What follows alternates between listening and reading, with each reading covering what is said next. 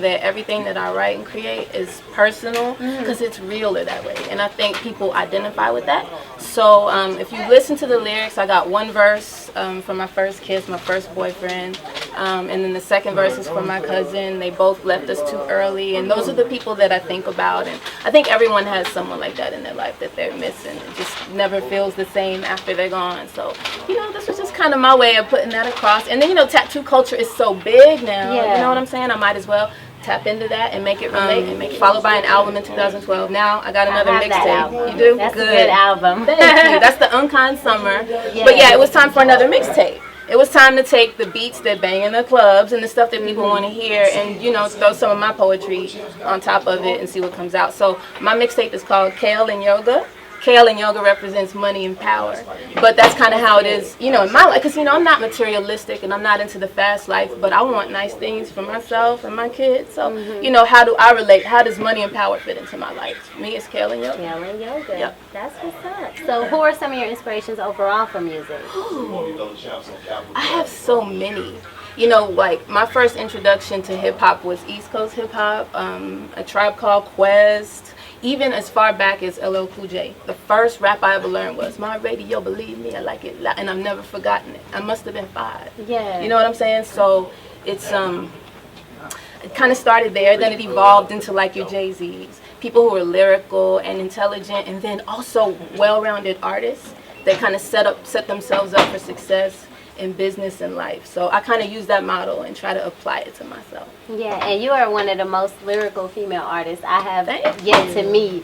Thank you. It takes a little, you know what, I feel like it's your art, and once you record it, once you shoot that video, once you shoot it out, it's out there. Your kids are going to see it, your grandkids are going to see it. You know what I'm saying? So we might as well make it meaningful.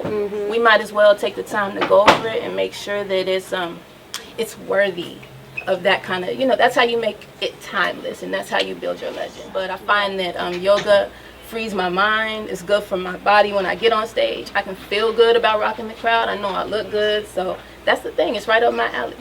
Yeah. And Kale too, so you eat pretty healthy too. Yes, I do. That's one of my things, and it sounds crazy, but all this stuff is stuff that I eventually want to tackle. It doesn't have to come across in my music, but it can be in ways that, maybe I want to help the community in the future, because it's not, expensive like people think.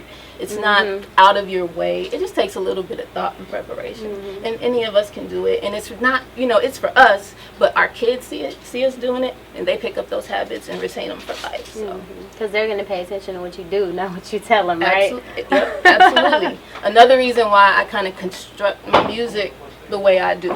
If I tell them that, hey, you know what, you got to be 100% at all times, you got to be considerate and thinking at all times, I try to make sure my music reflects that too.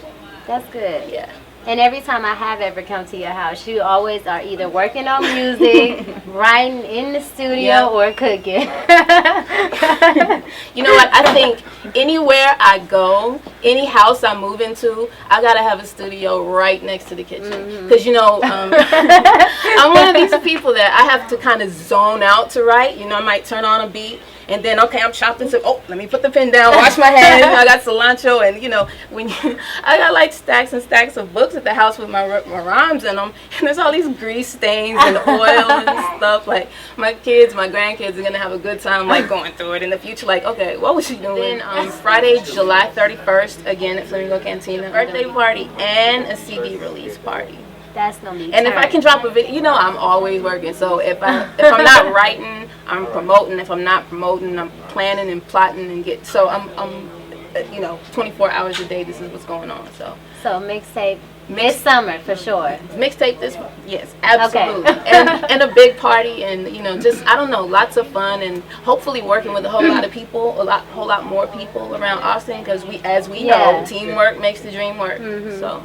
And I see a lot of people uniting in Austin too. So shout out to Austin. I do too. That's awesome. I'm happy. Like things are going in a really good direction. I'm just glad to be a part of it. Yeah. And if I can facilitate a conversation, or if I can answer questions or be the glue, shoot, I'm down. Because we're not going to get anywhere until we can all kind of start walking in the same direction. It's about being the best at whatever it is you are, So if it's sweeping floors, if it's painting murals, you know, you just got to go for it and be what you are and be unapologetic about it, as long as you're not hurting anybody. So yeah, Black Girl. Yep, be you. So we're gonna get into Black Girl by Anya. For a reason, you ain't gotta like it, yeah, I know it hurt you. Just let me know when you're ready to get to work, yeah. Find mine, I don't know if you remember that girl.